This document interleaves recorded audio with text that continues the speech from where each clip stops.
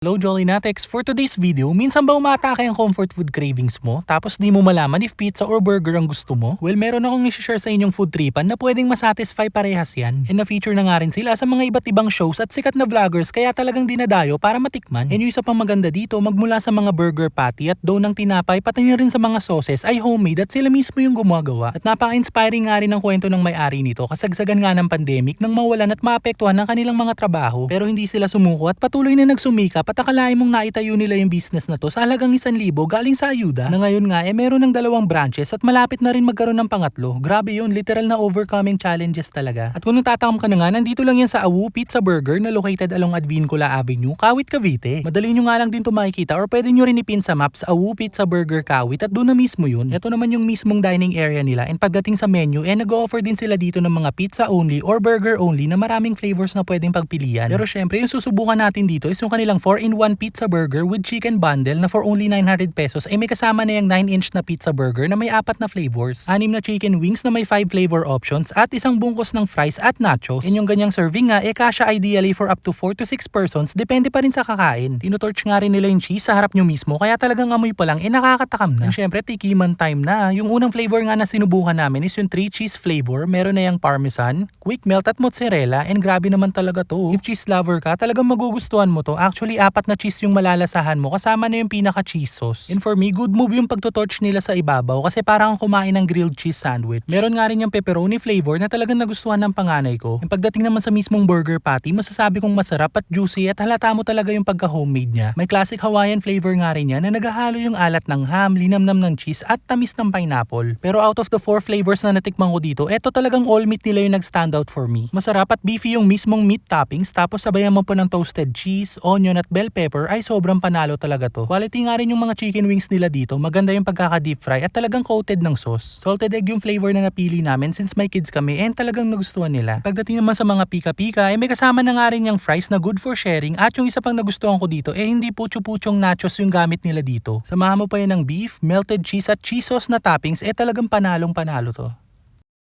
Men Austria, owner ng Awu Pizza Burger. So, ito yung pinakabago namin branch dito sa Kawit, Cavite, 2640 Advincula Ave.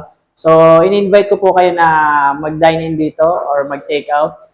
Dito na kami matatagpuan sa Advincula Ave, Kawit, Cavite. Open kami ng 11 a.m. till 9 p.m. So, yun lang po. Kita-kits po dito sa store namin.